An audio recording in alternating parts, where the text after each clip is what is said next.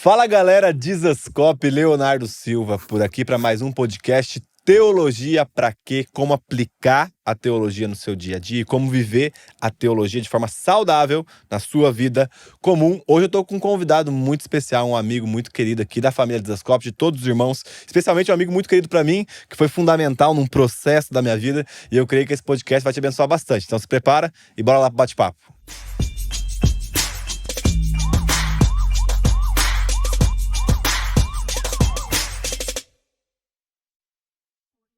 Tô aqui com o grande Leandro José Vieira. José, só você, pouco sabe, né? Nossa amizade é profunda, Léo. Muito obrigado, meu amigo, por separar um tempo na sua agenda maluca, corrida aí de pai, pastor. Que alegria, Léo. Um privilégio coisa. estar aqui com vocês sempre, é muito enriquecedor. E como você mencionou, poxa, eu ainda ontem lembrava, né, dos momentos que tivemos. Quantos anos atrás, Léo? Faz 7 anos. 7 anos atrás, anos. né? Que eu fui na... Cambuí. Minas Gerais. Fui com Morada, né? Foi com Morada. Nossa, 3 horas de pregação. Isso, lembra? Foi o Douglas, o Tom, num dia, você e Morada no outro dia. 3 horas de pregação. Eu só lembro que acabou quase meia-noite o culto. Foi ótimo, assim, foi lembra? muito bom. Foi um dos momentos mais marcantes pra igreja. A igreja colhe fruto lá ainda disso aí. Que bom, glória a Deus. Muito que obrigado. Privilégio. Obrigado mesmo, de verdade. Tá com muita expectativa em relação a esse nosso bate-papo. Você é uma pessoa que sempre nos ajuda muito aqui na família Dizascope e sem dúvida faz parte da nossa história. Sim. Meu amigo, quero começar com a pergunta, que é a pergunta padrão aqui do nosso podcast, que a ideia é deixar a teologia mais aplicada ao contexto de um pai de família, de uma mãe de família, de uma pessoa comum que não está pastoreando uma igreja, apesar de a gente poder falar com os pastores também, ou liderando algo, mas um irmão que quer crescer e amadurecer em Cristo Jesus. Na sua perspectiva, qual é a finalidade, qual é o fim da teologia para a vida cristã? Ótimo. Eu diria que é conhecer a Deus. Usando as palavras do saudoso teólogo R.C. Sproul, todos somos teólogos. A questão é, nossa teologia é bíblica ou não? Então, acho muito pertinente nós falarmos de teologia para quê? Essa provocação muito saudável, Léo, porque todos os homens, quer sejam cristãos, quer sejam ímpios, eles fazem teologia. Porque teologia é a interpretação ou a visão que nós temos de quem Deus é, de quem nós somos, do que é o mundo. Então, todo mundo tem uma teologia. A pergunta é, nossa teologia é bíblica? Nossa teologia é cristã? Porque todos os homens têm uma interpretação de quem Deus é e da realidade ao seu redor. Inclusive, recomendar essa literatura de R.C. Sproul, Somos Todos Teólogos, que é uma mini teologia sistemática, assim por dizer, com os conceitos centrais da fé cristã, muito acessível, porque nesse material o Sproul não se desdobra nos pormenores mais acadêmicos e complexos. Ele é um teólogo reformado, naturalmente calvinista, né?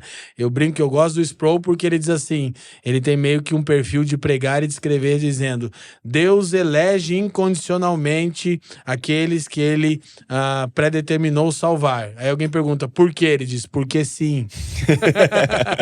Então isso é maravilhoso, né? Ele faz uma teologia prática, né? Então diria que a teologia tem o intuito de nos levar a conhecer corretamente quem Deus é. E aqui já precisamos de misericórdia, né? Sim. Porque Deus é soberano na autorrevelação que ele dá de si mesmo aos homens.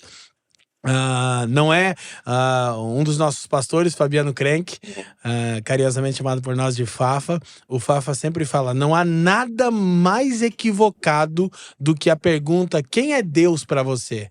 Não tem Deus para você. A pergunta é, quem é Deus? Deus não depende da sua interpretação. Deus é soberano na autorrevelação que ele dá de si mesmo aos homens.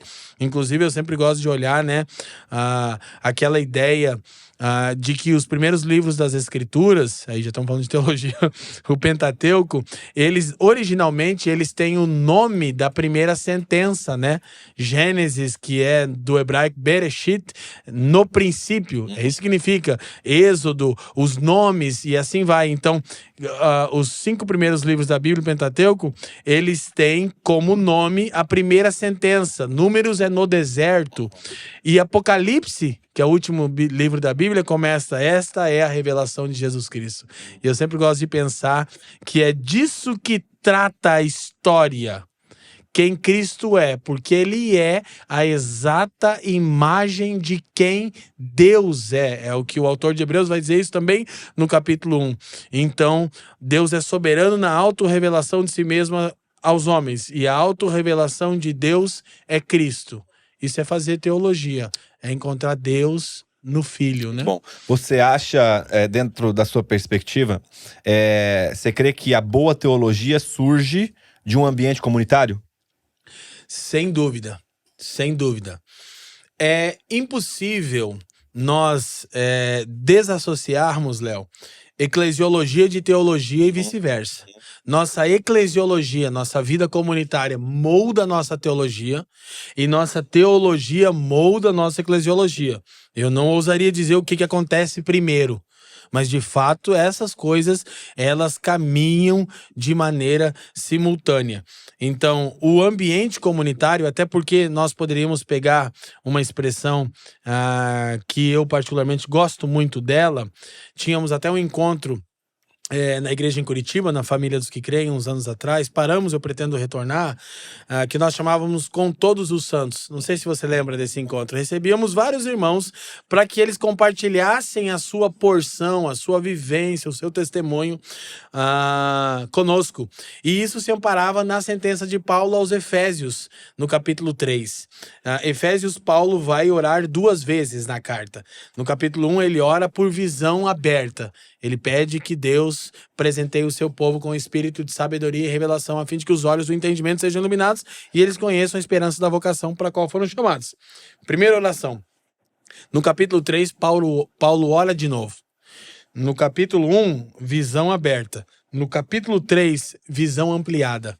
Então ele diz: agora eu oro para que vocês, com todos os santos, conheçam a altura, largura, profundidade e o comprimento do amor de Deus.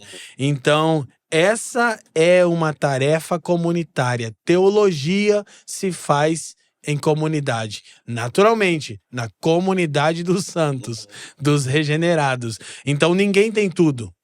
Deus não fechou monopólio com ninguém, Léo.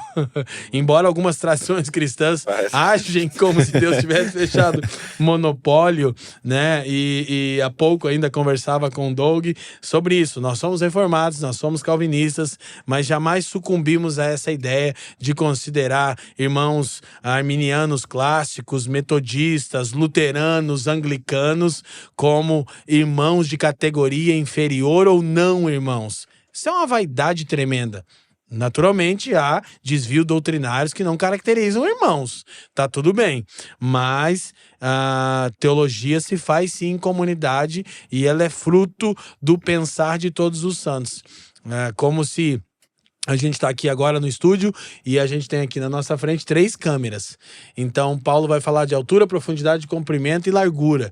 É como se a revelação que Deus dá de si mesmo e seu eterno propósito fosse a gravação de um episódio de podcast ou de uma película, de um filme, né? de uma produção cinematográfica, onde tem vários pontos para você ver a mesma cena. E cada ângulo contribui com algo. Então, se pensarmos a igreja, nós vamos ter várias maneiras de compreender com mais clareza quem Deus é com todos os santos. Então, carecemos de preservar a unidade da igreja aqui, né? Já estaríamos falando disso, né? Eu puxei essa pergunta porque eu queria entrar num tema que eu percebo que você tem falado bastante e de uma forma muito boa, que é em relação a esse movimento dos desigrejados. Movimento dos desigrejados. Eu queria que você expusesse para nós um pouquinho qual a sua perspectiva, primeiro, entre um desigrejado como um rebelde ao encontro da comunhão dos santos, mas também, numa perspectiva que você trouxe, um dia eu nunca tinha pensado sobre isso, um desigrejado como aquele que está em um ambiente não saudável para sua fé. Então, o desigrejar parece que é contraditório, mas é a melhor coisa para a fé dele. Sim. Por conta do ambiente. Sim. E como você estava falando com o Douglas também, ambiente mais, talvez, interior do estado, mais lugares que talvez não tenham uma igreja saudável em relação às escrituras. Como que você enxerga, então, esse movimento? Então, eu penso que a gente precisa ter muito cuidado para lidar com isso, e os anos têm trazido maturidade para mim. Esse ano eu completo 20 anos de Ministério Tempo Integral, e 18 anos que eu rompi com uma religião institucional maligna. Eu rompi com o neopentecostalismo e etc. Há 18 anos atrás. Então, éramos acusados de sermos desigrejados. Mas, na verdade, tudo que ansiávamos era viver igreja no modelo mais neotestamentário possível. Naturalmente cometemos muitos erros. Eu acho que a gente pode conversar sobre eles, porque pode ajudar pessoas nesse processo, Léo. Mas, como você bem pontuou, a gente poderia ter duas categorias. Nós temos aqueles que estão deixando a congregação, e nós temos falado muito sobre a importância de congregar. Se você me permite, não costumo fazer isso, você sabe, mas há um sermão meu no canal da Família dos que Creem com o tema congregar, que eu sugiro que os irmãos escutem, pode ser muito enriquecedor, porque o autor de Hebreus diz, quando ele passa as admoestações no capítulo 10, ele diz, portanto, né, vamos entrar confiadamente ao trono da graça, etc. Coisa e tal. E ele termina dizendo, e não deixemos a nossa congregação, como é de costume de alguns, mas façamos admoestação uns aos outros, tanto mais quando vemos que o dia se aproxima. Então, não congregar é um pecado tão grave, Léo, que nós prestaremos conta no juízo final. O autor de Hebreus, ele estimula o congregar dizendo, o dia do juízo final breve vem. Então, não congregar é pecar diretamente contra o corpo de Cristo e contra a vontade de Deus para o seu povo.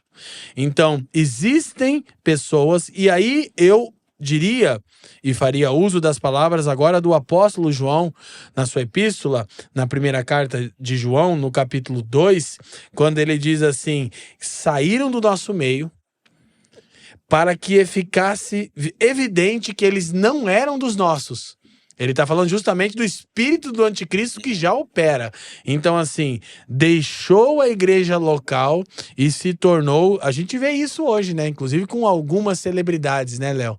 Transitaram no meio da igreja, algumas viveram em ambientes neopentecostais adoecidos e achavam que aquilo era a igreja. Então, esse é um problema sério, porque o neopentecostalismo ou qualquer outro tipo de desvio doutrinário, Léo, ele vacina as pessoas contra a verdadeira experiência comunitária. Que o cara acha que já viveu a igreja. Não viveu. Nós temos recebido muitos irmãos em Curitiba, Léo.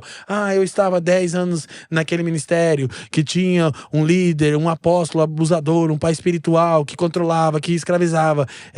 E eu estou cansado de viver a igreja. Não, você nunca viveu a vida da igreja. Não era a igreja. Então vacinou. Então tem esse primeiro tipo. Deixou a igreja, se torna um perseguidor da igreja, gente aí falando que a igreja é isso, coisas que viram nos bastidores e não protegem, etc, coisa e tal. Muitas são coisas legítimas, outras não são.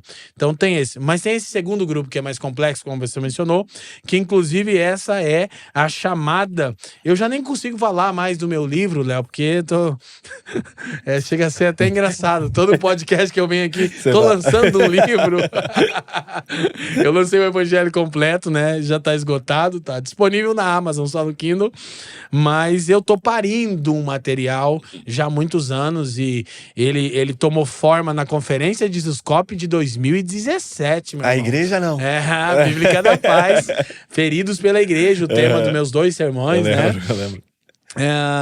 E eu tô, assim, orando ao Senhor cara, é uma coisa até engraçada, Léo. Eu tenho todo o conteúdo, mas por alguma razão eu preciso de um amém do Espírito no meu interior, assim. Porque eu não quero machucar mais as pessoas. E eu não quero trazer mais confusão. E eu sei que vai ser um material, Léo, bem desafiador. Bem desafiador mesmo. E eu também não ouso ter a resposta para todas as questões. Então, ore por mim e os irmãos que nos acompanham também.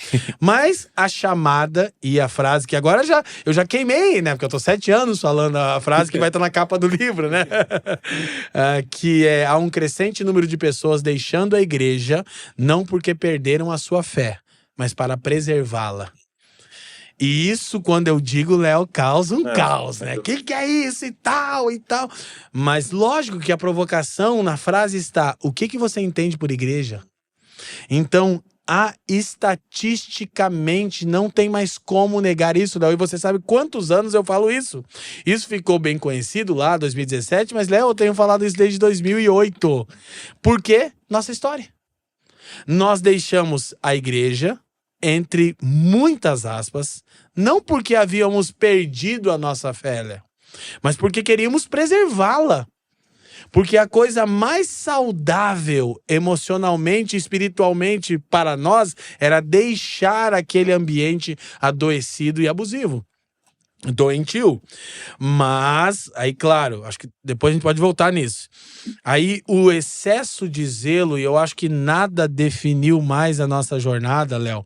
Ela começou em 2006. Em 2006 eu deixei o neopentecostalismo para nunca mais voltar. Então nós estamos em 2024, estamos falando de 18 anos, Léo. Eu não fui procurar uma outra igreja. Em parte isso era oriundo de um equívoco do meu coração, né? Eu fui tomado pela síndrome de Lutero. E Lutero nem teve essa síndrome, é brincadeira. Eu vou reformar o cristianismo, né? Quem nunca, né, cara? Então eu achava, tá todo mundo errado. E aí abracei aquela ideia que eu chamo de primitivismo eclesiológico, de que a igreja se perdeu em Constantino, e coisa e tal. E aí, assim, então tinha uma coisa ali de só devolver a ofensa. Embora o que nos movia era: queremos viver livre desse jugo de escravidão dos homens. Sim. E aí, como a gente acabava sendo perseguido pelas instituições religiosas, a gente devolvia essa ofensa. Então isso não era bom, amadurecemos, graças a Deus. O tempo passou, estamos falando de 18 anos atrás. Mas assim, nós queríamos preservar a nossa fé. E aí a gente encontrou esse ambiente de casa em casa, Léo. E é engraçado que quando a gente conta a história da família, dos que creem, enquanto essa igreja local é edificada pelo Senhor, a igreja agora completa, Léo, 6 anos de plantação, mas a história tem 22 anos. Como assim? É que nós estamos juntos há 22 anos.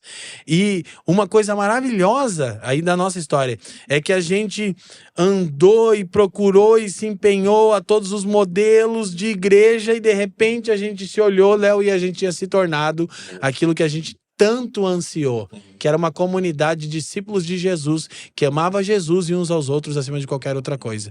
E isso eu falo para a glória do Senhor, não foi de caso pensado, Léo. Então, assim, eu quero ter compaixão das pessoas que deixaram a igreja, não porque perderam a sua fé, mas para preservá-la.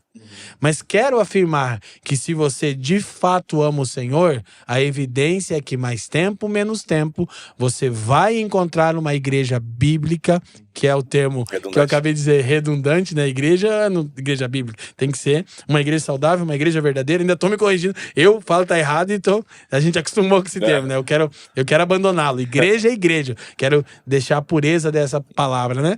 A igreja. Você vai ter que encontrar um ambiente saudável, porque é impossível se comprometer integralmente com Cristo e parcialmente com a igreja. Então, muitas pessoas usam suas frustrações para não congregar mais, porque o congregar, eu acho que aí esse é o ponto. E tomando emprestado aqui o termo do Art Katz, é sofrimento redentor. a vida comunitária aplica em nós a cruz por intermédio de um processo de exposição dolorosa. Dolorosa. Uma coisa que aconteceu conosco, e me ajuda aí se eu perder muito devagar o raciocínio, Léo. Mas na minha cabeça tem uma timeline aqui, se não tiver alguém me avisa. Mas uma coisa que aconteceu conosco é que depois dos primeiros anos... Pode me interromper, fica à vontade. Não. Tô arrumando a posição pra ouvir. Você respirou aí. Uma coisa que aconteceu conosco é depois dos primeiros anos reunindo como igreja simples... Outra coisa que eu quero deixar corrigida aqui, igreja orgânica. A igreja é orgânica. Igreja bíblica, não, é igreja e, portanto, é bíblica. Igreja simples, eu tô falando de não tínhamos nenhuma estrutura, reuníamos só de casa em casa. Ficamos mais de uma década, Léo, reunindo de casa em casa. Chegou uma hora que não adiantava mais bater no espantalho do passado. Entendeu? E dias atrás eu disse num sermão na Família dos que Creem que a gente sempre recebe muitas pessoas machucadas dessas experiências religiosas frustrantes, especialmente do neopentecostalismo. E aí há um tempo de desintoxicação, há um tempo de cura, e a gente nunca recebe ninguém para fazer coisa alguma, a gente sempre dá um tempo sabático para as pessoas. Só que a gente começou a perceber que as pessoas estavam começando a ficar confortável naquela posição de só consumir uma igreja bíblica. Olha, agora eu estou numa igreja bíblica que prega as escrituras, que é saudável, que é verdadeira, que tem um governo plural bem estabelecido, que o evangelho é exposto, que o culto é litúrgico. E você vai contribuir como com isso? E aí o Felipe Bartoszewski, o Bartô, em um dos sermões dele, chamado Ativismo Religioso, fica a dica no canal da família. Bartô, você tá ligado, né? Top demais. Bartô tinha os negócios da cartola. A gente fez uma série sobre ativismo religioso. O Bartô pregou um sermão sobre ativismo religioso, Léo. Cara, é que Deus não quer mesmo, assim, eu acho que... Mas... Cara, tinha que todo mundo ouvir, sabe aquela vontade? Gente, escuta isso aqui, pelo amor de Deus, não é por causa do irmão. Não, escuta isso mensagem. Aqui. Isso. E aí ele disse assim, gente, o tempo de cura é um sabático, não um milênio. Que os irmãos não querem mais fazer nada. Eu me feri, me machucou, me extorquiram, me abusaram. Tá, você vai ficar lutando com esse espantalho até quando? Então, o primeiro grupo de desigrejados sai do nosso meio e não retorna para que fique evidente que eles não eram dos nossos. 1 João capítulo 2. O segundo grupo que ninguém quer aceitar, que são as pessoas que deixam a igreja não porque perderam a sua fé, mas para preservá-la, eles vão retornar e no devido tempo de cura, eles vão voltar a servir, porque não tem como, Léo, você não encontrar sua justa operação. Dias atrás alguém me disse, pastor, mas eu tô tentando, mas eu não me sinto parte. Aí eu disse, meu irmão, Efésios 4,16 diz que o corpo faz sua própria edificação e aumento segundo a justa operação de cada parte. Você jamais se sentirá parte de algo, até que assuma a sua parte. Então aí a gente fica numa postura. Então precisamos entender. E os dados, uma das coisas que eu queria que saísse, que eu acho que já é para estar quase pronto, é o censo do IBGE, porque ficou muitos anos sem fazer, deu um problema, tinha uma discussão de tramitação de pagar. Agora nem sei se está pronto, não sei se você sabe disso, mas passou do... Preguei semana passada, eu falei do último, que era 2000 e... não lembro, 2010. Atrás, uma coisa assim, não é pra ter, já era, isso. Aí tem uma discussão já que era um número absurdo de evangélicos no Brasil. Sim. 45 milhões. Isso, mas de desigrejados, não, de desigrejados, um dado não oficial era 9 milhões. Mas, Léo, isso aí já foi, filho. Já devemos estar falando em 20 milhões para mais de pessoas que se dizem evangélicas. Mas não congregam. Uhum. Então, assim, há um tempo que isso pode acontecer. Por exemplo, a gente pode falar de alguém que está numa cidade muito pequena de interior que talvez não tenha uma igreja saudável. Confesso, Léo, que eu acho difícil se tratando de Ocidente e de Brasil. De Brasil, especialmente. Na Europa é capaz de você não achar já mesmo, né? A Europa já é... O termo é secularizada, né? Pagão é uma região não evangelizada, e uma região que apostatou é uma região secularizada. Então a Europa é secularizada, né? Tava com o Jonatas aqui, irmão em Cristo, falando dos desafios lá. Então, assim, mas digamos que não tenha mesmo uma igreja saudável e verdadeira na sua cidade, por algum contexto. E eu não tô falando, porque eu não quero andar 1 hora de carro. Por favor, aí cabe a frase e a sentença de Paul Washer, né? Procure uma igreja próxima da Bíblia, não da sua casa, né? Então, assim, inclusive nós temos irmãos que vêm de outras cidades, como vocês aqui. Tem muito. É muito comum. Aqui é assim. E o nosso empenho é para que esses irmãos vivam a igreja, né? E não apenas participem do culto público, que é fundamental, mas tem que viver a igreja. Igreja nos lares, né? Então, assim, pode ser que isso ocorra e talvez você tenha que encontrar 2 ou 3 cristãos e comungar com eles. E talvez, Léo, o que acontece aqui e o que aconteceu com você, não necessariamente pelas mesmas razões, mas por um chamamento de Deus, mas você deixou a sua cidade para se unir a uma igreja local que você entendia que iria aperfeiçoá-lo para o cumprimento da sua vocação e da Ellen. Depois veio mais o príncipezinho, Theo. né? O Theo. Que benção, meu irmão, né? Você tem até um filho agora. Sei, Eu tô no ficando final velho, do Léo. ano, se Deus quiser, a gente faz mais um. Você tá com quantos anos, Léo? Esse ano eu faço 30, cara. Cara, você tá envelhecendo. Novembro, 30 anos, Eu cara. tô com 42, Eu tô cara. com cabelo branco. Mas é que eu vou fazer, eu completei, em março, 10 anos de casado. Meu Deus do Eu céu. casei com 19. Jesus, querido. Então, às vezes eu brinco, né? Que o cabelo branco é dos 10 anos de casado, não é de idade, não. Então, assim, nós hoje temos, Léo, muitos irmãos que deixaram as suas cidades para pertencer à igreja local, à família dos que creem em Curitiba, porque entendiam que não estavam encontrando igrejas verdadeiras em suas cidades. Ou talvez alguns sabiam que tinham igrejas boas, mas entendiam que seriam melhores aperfeiçoados na família. O que nos constrange muito, Léo. Muito. Irmãos de todos os lugares, como se replica aqui na família de Zuscope. E a gente não tá falando de irmão abastado financeiramente, Léo, não, cara, que Vai ter que mudar de trampo e vai custar muito. totalmente, cara. A gente tem o testemunho do Salomão, mano. O Salomão é responsável por eu ter conhecido o Douglas, né? O Salomão veio aqui em 2012. No 12 ou 13, eu sempre erro essa conta aí. Mas acho que é 12. 2012. 12. Foi quando começou o Desascope. Que foi a luz do mundo na chácara. E aí o Douglas ouviu, conversou, ele viu que o Douglas estava, né, ali fomentando, começando a abrir a mente pro reino de Deus. E o Salomão me ligou e falou, cara, vou te apresentar um brother, vai lá. E aí o Douglas inventou um retiro, eu brinco aí na chácara lá.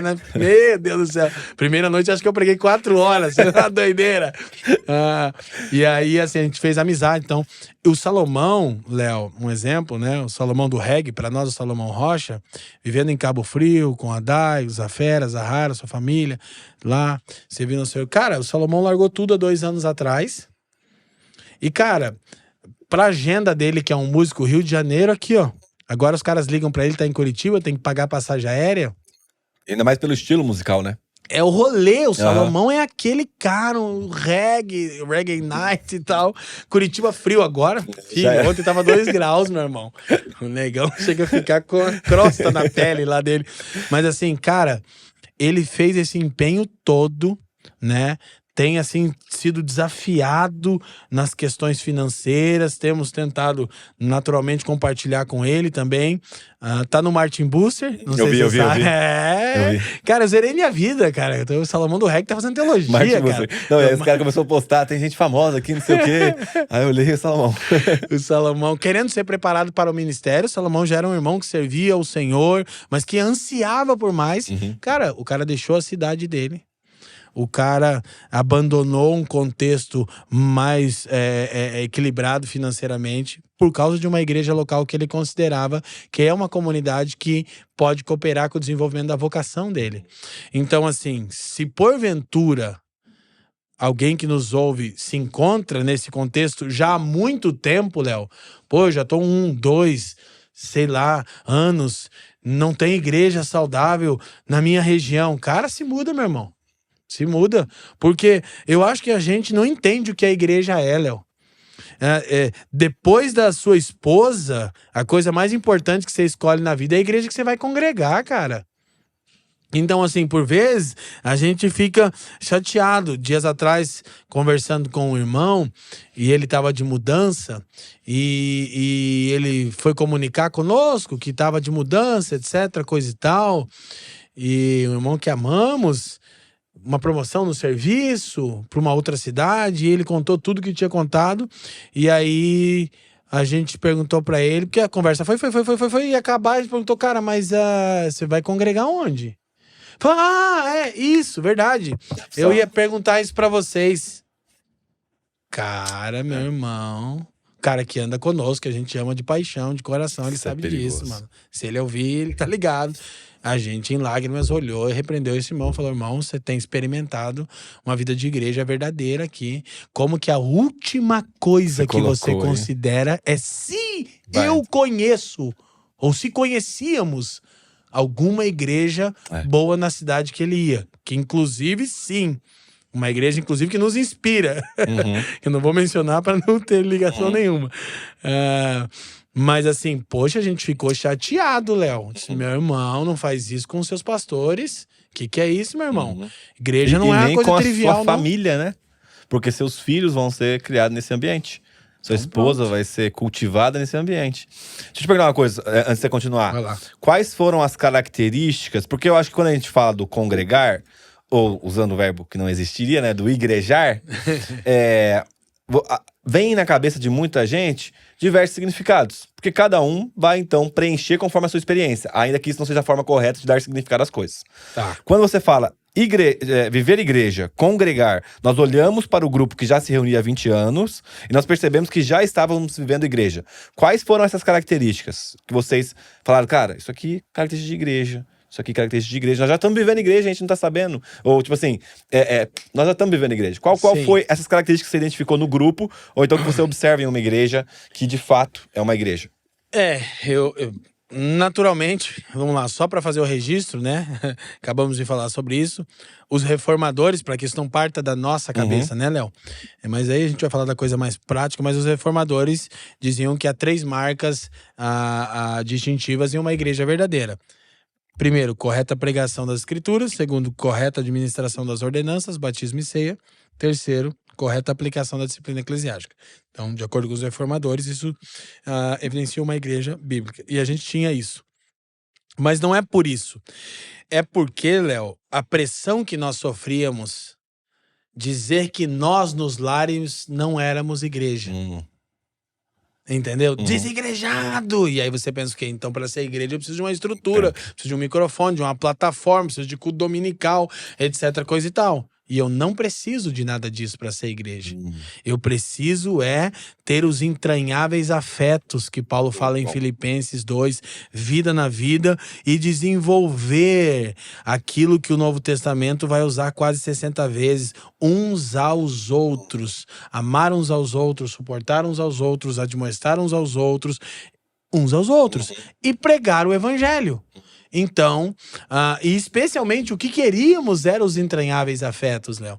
Eu sempre digo, pela graça de Deus e para nossa angústia, a igreja em Curitiba tem crescido numericamente um tanto rápido para aquilo que a gente considera saudável. Igreja da qual eu sou parte do presbitério, Léo. A gente não alivia não, os irmãos. Eu viajo por aí pregando, estamos com os nossos amigos aqui, ó, no background ali, o Lucas e o Léo. E eu largo o aço nas igrejas locais dos amigos e eu digo, vai lá ouvir os sermões da família que querer ver se eu alivio. Não like, eu fico brabo.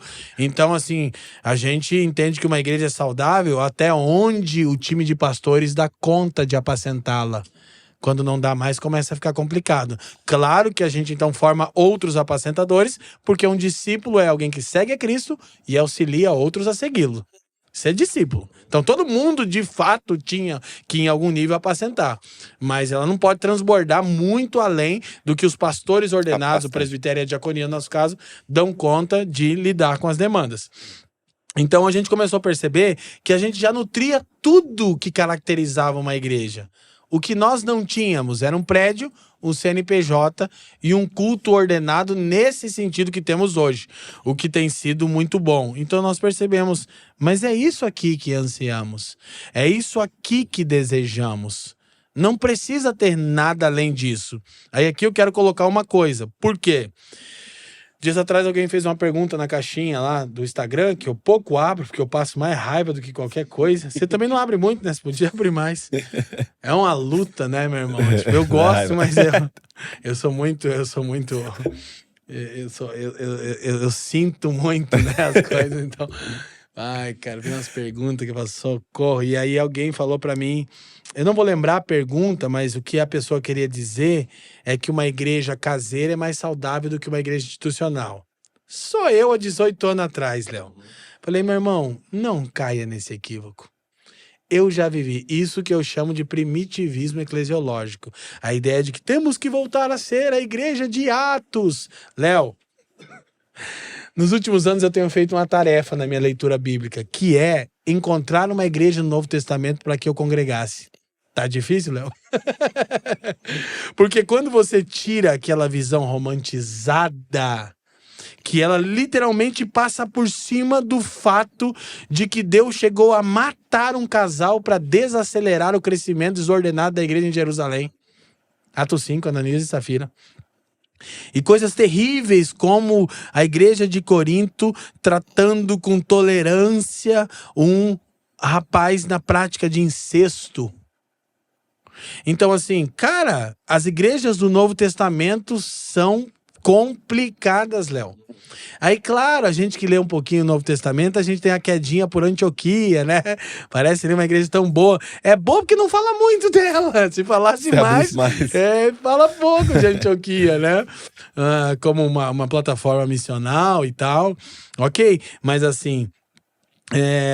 eu sempre digo que, à luz do estudo da eclesiologia, você sabe disso, inclusive recomendar uma literatura aqui, que é o Eclesiologia, do Greg Allison. Você leu, né? Sim, verde, capa verde. Teologia para peregrinos e estrangeiros, isso. Muito, muito bom, muito bom, muito bom.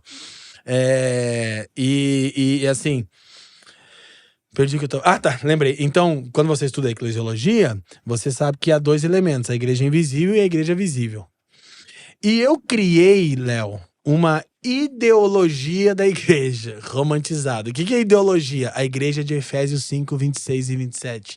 Sem mancha, mácula, ruga ou qualquer coisa semelhante, mas santa e irrepreensível.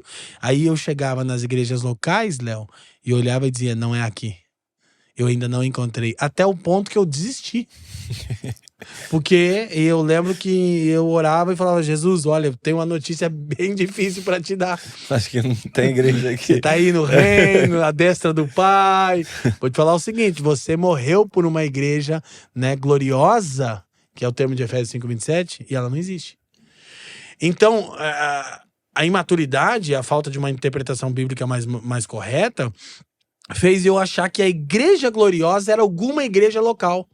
Ou que ela podia ser construída se eu observasse de maneira sistêmica todas as coisas que a gente encontra ali na igreja do Novo Testamento. Mas aí você começa a entrar em um monte de problemas. Você diz, tá, mas isso aqui era normativo, era uma norma que a igreja deveria seguir. Isso aqui era descritivo, era só a descrição do desdobramento da vida da igreja. E eu não tô querendo relativizar nada, por favor, não. Muito claro, acabei de dizer, por isso que eu citei o que os reformadores diziam como marca verdadeira de uma igreja, né? Mas assim, não é tão simples isso, é bem complexo, porque é uma comunidade. Quando Ananias e Safira recebem o juízo de Deus, cara, a igreja vem crescendo. De repente eles agem não pelo espírito, né? Eu digo que eles estavam querendo fundar o socialismo ali, porque tava todo mundo dando. Tem gente que lê Atos e acha que a igreja era socialista, Léo. Entendeu? Quem nunca passou por isso? Anacronismo. Então aí Deus matou eles para desacelerar aquele crescimento desordenado, e o texto diz, e ninguém mais se ousava juntar-se aos apóstolos. Se apoderaram de temor, os de dentro e os de fora, Léo. Todo mundo sabia que tinha alguma coisa presa ali. Cara, o negócio é sério, é um povo distinto a igreja. Então, a igreja gloriosa é a igreja invisível, que é também a igreja universal. Mas a igreja invisível, universal e gloriosa se manifesta em igrejas visíveis, locais e problemáticas. E aqui está a crise, porque, por exemplo, muito tem se falado de abuso religioso. De fato é um problema? mais as pessoas estão se tornando cada vez mais hipersensíveis. A vida da igreja e de uma igreja saudável, ela implica em ferir e ser ferido, Léo. Sim. Por quê? Porque Lutero disse que nós somos simultaneamente justos e pecadores. Então nós vamos, Léo. Ferir Não tem também. como ter uma relação profunda. Não tem como ter uma relação verdadeira sem ferir e ser ferido, né?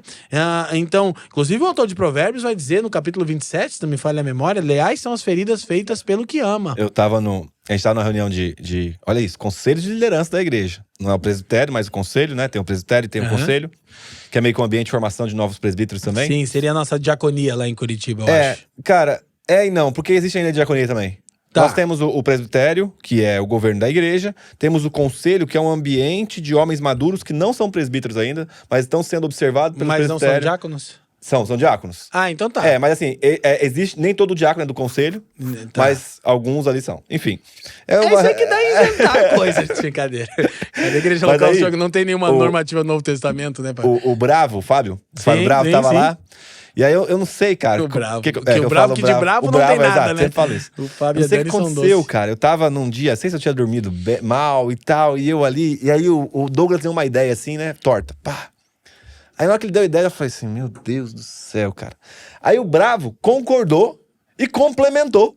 Aí eu falei, não é Aí você que ficou cara. bravo. E eu observando. Aí o Douglas falou e o Fábio, daí chegou uma hora, cara, que eu explodi. Foi pecado. Ira. Pequei contra os meus irmãos. Machuquei o coração do Fábio. E aí falei pro Fábio um monte de coisa, cara. Falei um monte de coisa pro Fábio e terminei de falar. Na hora, o Espírito Santo, tipo, cara, pecado. E eu identifiquei, porque eu sei que eu tenho problema com ira. É uma coisa que eu luto já há muito tempo. E pela graça de Deus, tenho vencido gradativamente. E aí eu lembro que... pela comunhão da igreja, E pela né? comunhão. E você vai entender o porquê que eu tô falando isso. E aí o Bravo... Aí eu peguei, parei ali, o Douglas, cara, acho melhor a gente terminar a reunião por aqui. Vamos orar e depois a gente termina esse assunto, tal. O Douglas terminou de orar, eu levantei, saí da sala, eu tava chorando, eu não sou muito de expressar. Eu tava chorando, cara, e eu tava chorando de raiva de mim, de ter feito aquilo. Falei, cara, machuquei o coração do meu irmão, cara. Ofendi outros irmãos que estavam nesse ambiente. Dei graças a Deus por ser um ambiente de maturidade, né? De não pegar e causar no coração do seguro, neófito, né? E aí eu saindo assim, o Fábio veio correndo, Léo. Aí eu, mano, deixa eu já te adiantar aqui, cara, perdão. Depois quero sentar com você e pedir perdão de verdade. E nos mínimos detalhes aqui, mas eu te adianto, perdão, cara. Pequei, machuquei seu coração, feri você. Ele, não, cara, eu vim te agradecer. Vim te agradecer porque agora eu sei qual área que eu preciso te ajudar a vencer. E eu sofri com ira lá atrás. Então agora eu me comprometo a orar, a interceder por você, a te discipular nessa área para que você possa vencer esse pecado. E cara, aquilo ali para mim foi um bálsamo. Porque parecia que eu nunca tinha experimentado um erro que não viesse para condenação, mas para transformação, cara. Isso. Então o Bravo pegou aquele erro meu e falou, não, agora nós estamos juntos nessa. Eu vou me comprometer a te auxiliar nesse processo. E às vezes nossas igrejas, ou os nossos cultos, se tornam uma reunião de hipócrita. Isso. De que o marido é um sem educação com a esposa, mas ele não faz isso no ambiente público. Ele faz sempre no off. A esposa, ela não é uma boa pessoa do lar, que ajuda no cuidado da casa e em diversas outras coisas, mas não mostra em público, porque tá limpinha, todo mundo arrumadinho e tal. Mas quando a gente começa a viver a igreja de fato, é isso. Vai ferir. Isso. Vai ferir. E eu feri o coração do meu irmão. Né? Graças a Deus já resolveu, faz tempo isso já. E isso, cara, aproximou a gente de uma forma tão absurda, que de fato, depois dessa comunhão verdadeira, junto, caminhando com ele, eu comecei a ter mais espaços nas minhas quedas em relação à ira. Sim. Entendeu? Por quê? Porque o irmão, no meio da comunhão dos santos, se comprometeu nesse processo de transformação. Glória de a ser Deus. Cristo na minha vida. Foi muito bom, cara. Glória a Deus. Então, embora, né, reorganizando o pensamento, a igreja invisível, universal e gloriosa se manifeste em igrejas locais, visíveis e problemáticas, o caminho para a nossa santificação e o aperfeiçoamento está na comunidade. Não há outra forma de vivermos isso. Daí o termo que eu achei muito interessante do Art Katz, sofrimento redentor, que me parece que é até um termo atualizado do Dietrich Bonhoeffer. Ele usa um termo parecido para falar do que a comunhão é. Mas pegando o termo sofrimento redentor, é literalmente isso, porque é um tipo de exposição à comunhão, é a necessidade da igreja que aplica em nós a cruz de Cristo. como você acabou de mencionar. Então, assim, eu não quero dizer que alguém não pode viver um modelo de igreja simples apenas nos lares. Pode. Minha recomendação seria: respondam a alguma tradição cristã, mesmo que vocês não necessariamente tenham uma estrutura institucional e estejam ligados a uma denominação. Não sejam uma ilha, porque isso tende ao sectarismo e à mentalidade de seita. São descolados da tradição. Mas não temam se estruturar novamente, que essa foi a nossa história. Então a gente ficou muitos anos nos lares, como estavam falando, desenvolvendo essa vida com muitos e muitos processos de sofrimento redentor. Porque aí numa igreja caseira pequena, Léo, aí quando eu discuti com a Fran, não tem como, meu irmão. Chegamos na reunião, aquela cara de barro, os dois assim, cara. As pessoas já... deu ruim. E a gente desenvolveu isso, assim, inclusive hoje a gente tem o presbitério e a diaconia, que é o governo plural da igreja, e a maior parte está junto há muitos anos, e as funções estão bem estabelecidas, a respeito, a honra mútua, mas nós estamos acima de qualquer coisa, amigos, Léo. Cara, é difícil você entrar nessa comunhão aí e criar problema, que ninguém deixa. E não é uma lealdade uns aos outros, é uma lealdade à verdade e um pacto em cuidarmos uns aos outros à luz da verdade. Então há confronto, há correção aos processos de disciplina eclesiástica bíblica sempre que necessário, mas há entranháveis afetos, há amor. Então a solução para os problemas e as feridas com a igreja não é deixar de congregar. Eu também digo que as escrituras dizem não deixando a vossa congregação, como é de costume de alguns, já mencionado, porque no juízo final vamos dar conta disso, mas há uma abertura. Quando nós podemos deixar a nossa congregação? Quando ela deixou a Cristo e a sua palavra. Mas deixar a nossa congregação, não deixar de congregar. Esse é o ponto principal. Então, se uma congregação deixa Cristo e a sua palavra, você deve deixá-la. Mas não deve deixar a prática de congregar. Porque não há cristianismo sem comunidade. Cristo é salvador de um povo, né? A gente sempre diz que a história da metanarrativa, você sabe disso, ela pode ser vista que Deus cria, redime, reúne e envia. Então, esses são os movimentos do Espírito na vida da igreja. A igreja é o fruto daqueles que foram criados por Deus, outrora eleitos e redimidos, reunidos. E aí você vê que a reunião não é trivial, ela é parte central do eterno propósito de Deus para o seu povo, Léo. Então, estar congregado em Cristo e enviados. Criados, redimidos, reunidos, enviados. Essa é a história que a gente está contando todo domingo. E aí... uma coisa interessante, Léo, para que as pessoas entendam, é que quando nós olhamos para as Escrituras, a última grande cena das Escrituras é Apocalipse 21:3. E qual é a cena? Uma reunião.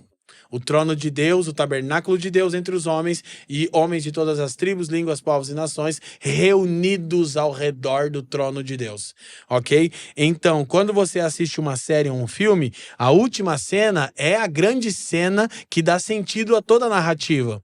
É o ápice da história. E as Escrituras terminam com uma reunião, Léo, demonstrando que Deus anseia seu povo reunido.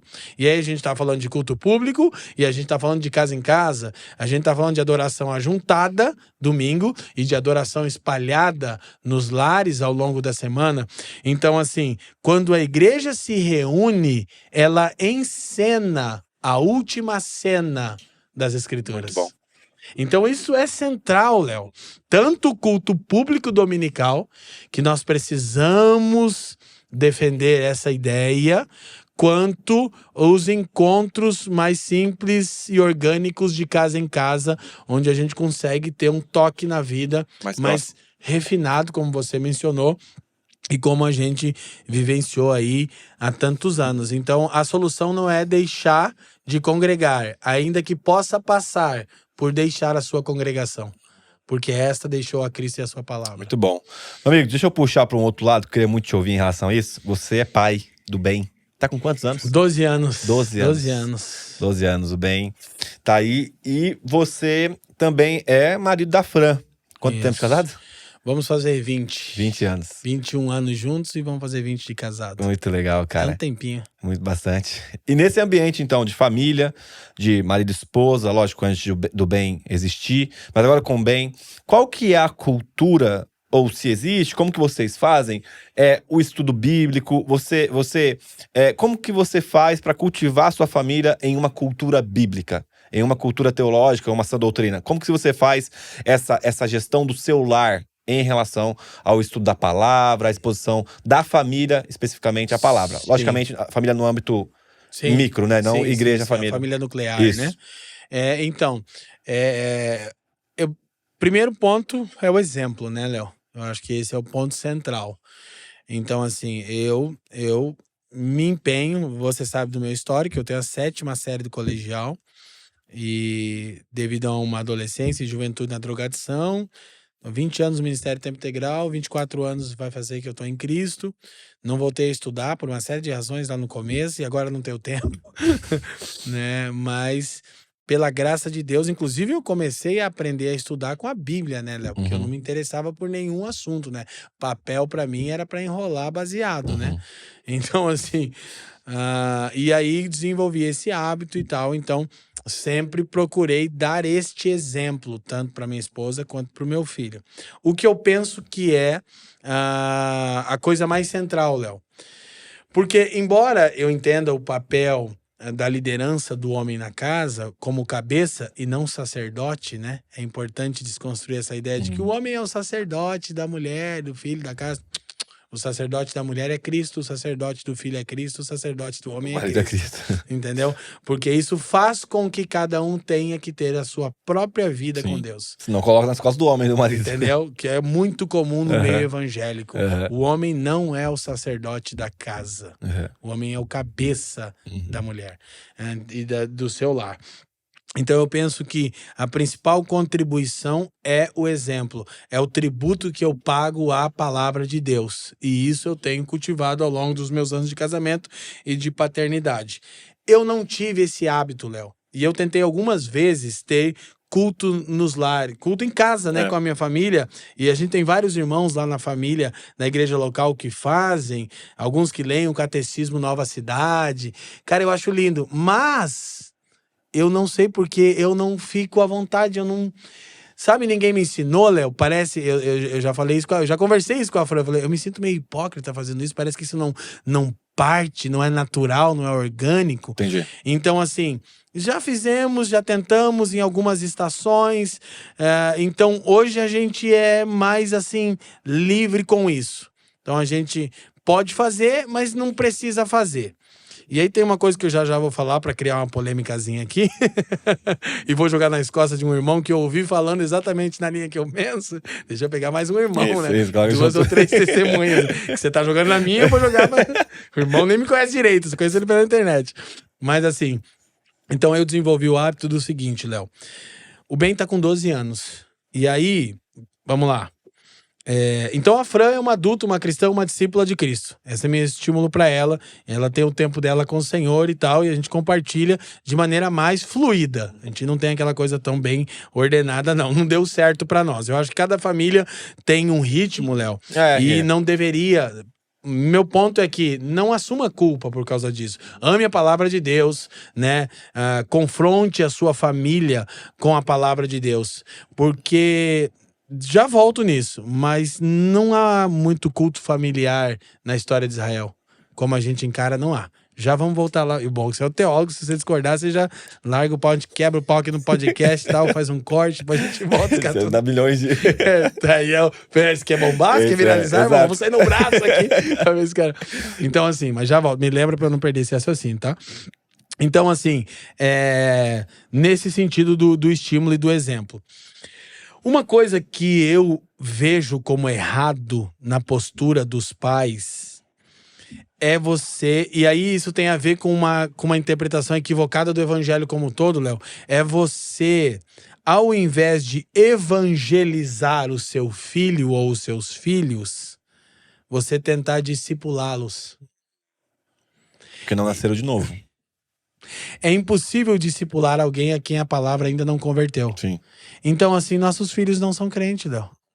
Doutrina da depravação total. Ou você é pelagiano, até 7 anos é anjo.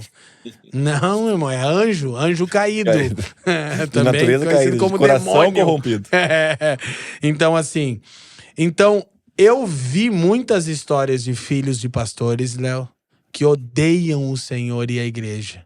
E grande parte é porque os pais impunham. Tem que fazer, tem que isso, tem que aquilo. Performático. Tem que aquele outro. E aquela exigência da igreja. Claro que pais precisam ser pedagogos.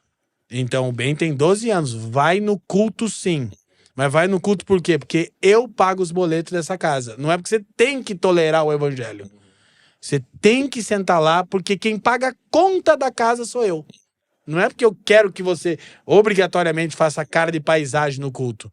Então, eu decidi, Léo, levar isso com o Ben da seguinte maneira. Pelo exemplo, e eu estimulo ele a ter contato com a palavra de Deus. Então, dei a Bíblia, inclusive tem do Jesuscope, aí tem todas as versões do Jesuscope, né? Cada vez que eu vejo, sai com a caixa. Inclusive, eu queria ganhar uns livros aqui, tem que pegar. Deve ter ali. Tem bastante. Você viu? Chacoalha o coqueiro que dá sempre certo, irmão. Então, assim... Contar a história pra eles do Josué, que vendeu um kit pra você. Tô pagando até hoje, pastor Josué.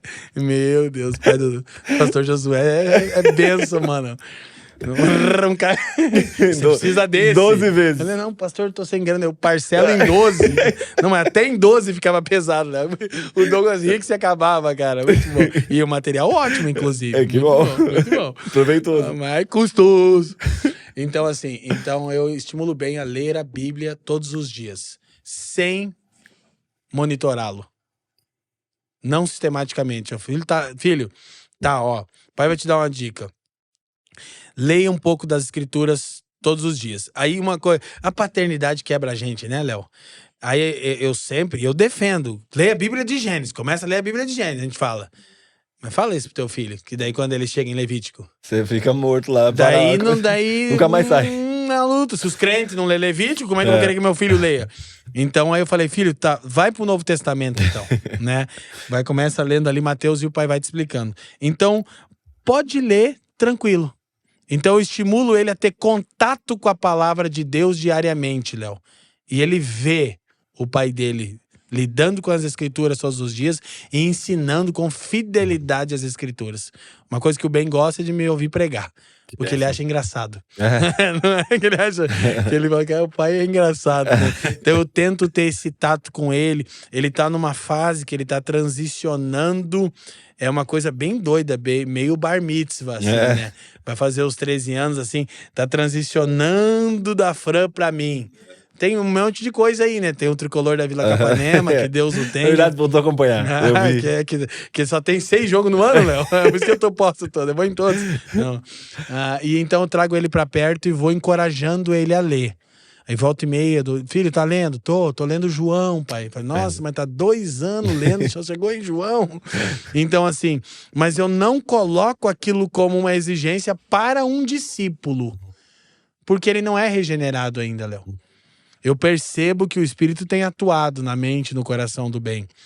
E uma coisa muito engraçada, as pessoas acham que eu sou muito esquisito, porque dias atrás a gente celebrou um batismo e o Emanuel, que é filho do Leandro, um dos nossos pastores, se batizou. E o Ben e o Emanuel, a parceria, nasceram quase no mesmo ano, juntasso. E quando o Emanuel batizou, que foi uma situação muito legal, assim, ele se convenceu do evangelho e tal, eu fiquei assim, cara, tomara que o Ben não queira se batizar. E isso soa como um escândalo para as pessoas. Mas eu falei, Senhor, tomara que ele não queira. É apenas ser influenciado pelo amigo, né? Isso. E aí, a galera não percebe, faz uma pressão. O Emanuel vai batizar e tal. Eu vi que ele olhou de canto. Aí teve uma ocasião, eu falei, filho, quer batizar? Não, pai. Eu falei, amém.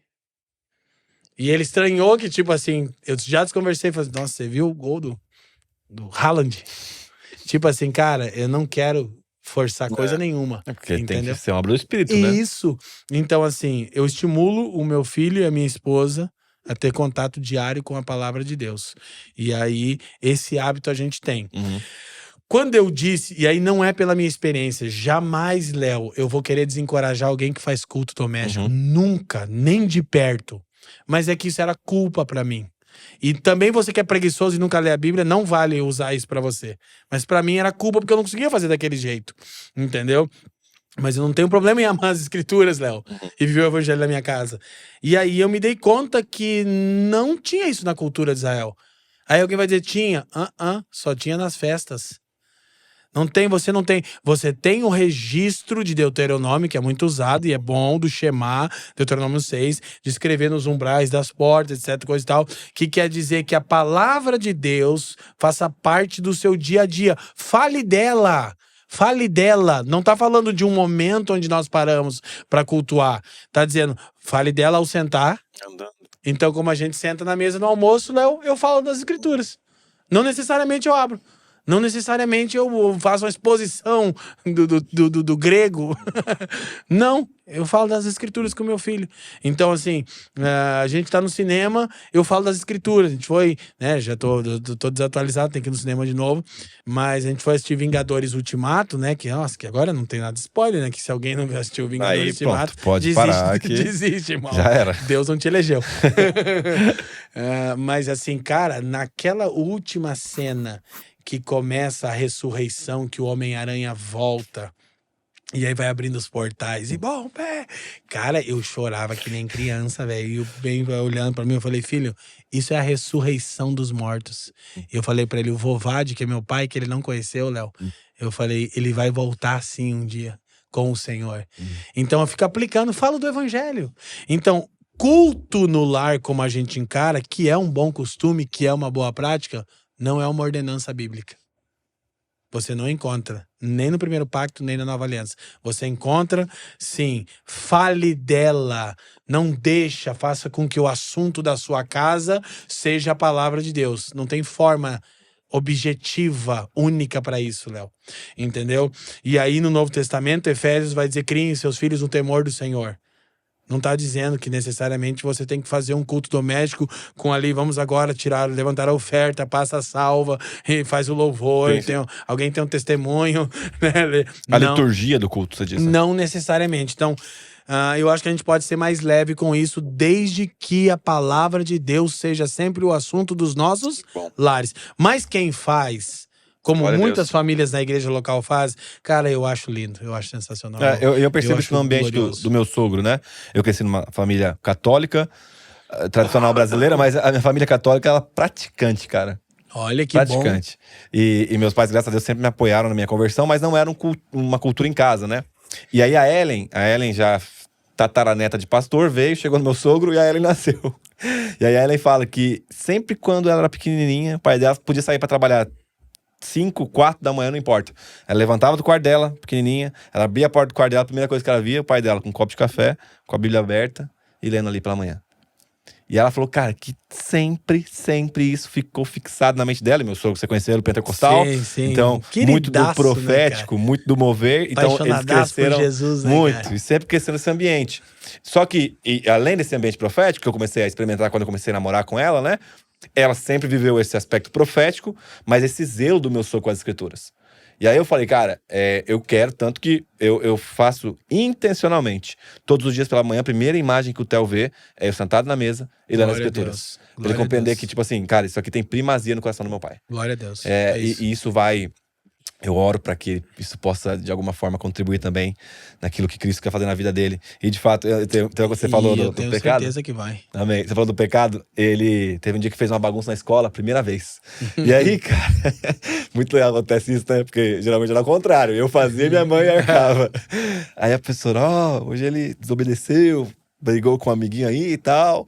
Eu falei, cara, beleza. Chegou em casa, aí fomos orar à noite. Falei, filho, o que você fez, cara, foi errado. Você desobedeceu. E a desobediência é algo que entristece o coração do Papai do Céu. Então a gente tem que orar. A gente tem que orar pedindo perdão. Perdão. Assim como você pediu desculpa pro papai, tem que pedir também pro papai do céu. Aí, lógico, uma criança de 3 anos de idade, eu fiz a condução ali, Claro. mas eu quis imprimir no coração dele o quê? Você é um desobediente contra sim, Deus. Sim, aplicando o evangelho, É, isso que eu tô você dizendo. precisa ter consciência desse seu pecado. Isso. E lógico, 3 anos não dá tempo, e falta bastante tempo pra ele se converter ainda. Exatamente. Mas eu já tentei fazer isso. Meu amigo, obrigado, cara. Glória a Obrigado Deus. pelo seu tempo. Que bom, Obrigado privilégio, meu irmão. por esse momento. Muito bom estar Tava aqui. com muita expectativa de verdade, queria muito te ouvir falar de tudo que Eu você não falou. falei do irmão que eu ia falar, mas deixa quieto. Deixa pra lá. É? Já expliquei bem. Então tá bom. É um outro irmão que pensa como eu. Tá. Mas só isso. Venha mais vezes. Que Quero bom. muito ver com o Bartô. Glória a Cobra Deus. o Cara, Bartô pra vir. vamos combinar. Seria muito com o Bartô. bom entrar. Bartô agora tá no Ministério da Pintura, que a Eu gente vi, mudou do eu prédio vi, lá. você Ele colocou você viu a agenda aberta. Cara, você acredita que muita gente falou? Eu não consegui arrastar pra cima, pastor. Eu falei, tá brincando, socorro, pô. gente. Eu nem quero que o Bartô viaje, que ele é muito útil aqui. Cara, Mas vamos combinar, vamos agendar pro Bartô vir. O Bartô, eu lembro atrás que ele escreveu um livro, aí ele mandou pra gente os rascunhos. E aí eu li, cara. Aí eu te falo, cara, lê lá. E depois você me fala o que você acha pra gente poder lançar pelo Isoscope. Eu li, eu falei, meu amigo, eu entendi 80%. E eu acho que eu ainda entendi de forma errada. Porque a profundidade que o cara vai puxando o texto assim, ó. E ele vai fazendo uns vínculos com o Antigo Testamento, cara.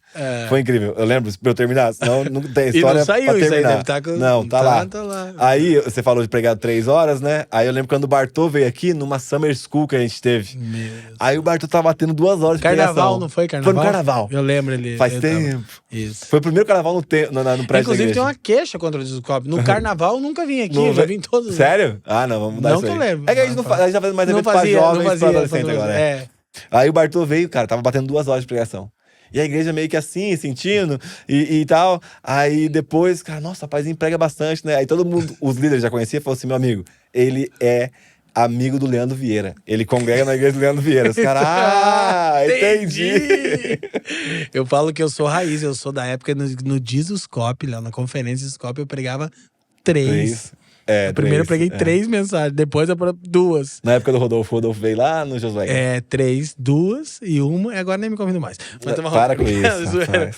Então, assim, eu acho que, só pra ressaltar isso, o essencial é a gente orbitar nossa vida em torno do tema bom. de Deus, que é o evangelho, né? Bom, e criar a cultura da casa Maravilhoso. pautada nisso. É um Obrigado. privilégio, meu irmão, alegria. Deus abençoe. Muito bom, Seja o tamo primeiro de junto. muitos pra gente conversar. E lança o livro pra você vir aqui, porque a gente tem que conversar dele, por favor. Sério. Vai parindo. Tema muito importante. Muito, A gente tem se debruçado sobre esse aspecto de abuso, de desigrejados também, desse movimento de consumidores. Eu Amém. acho que é algo muito importante a gente falar. Amém. Glória a Deus. Muito bom, obrigado você que ficou até o final. Não se esquece de deixar seu like e também um comentário, feedback. Eu leio todos os comentários lá e a equipe do Desascope também lê. E ó, no mais, Deus abençoe vocês e não se esqueça, você é uma cópia de Jesus. Valeu!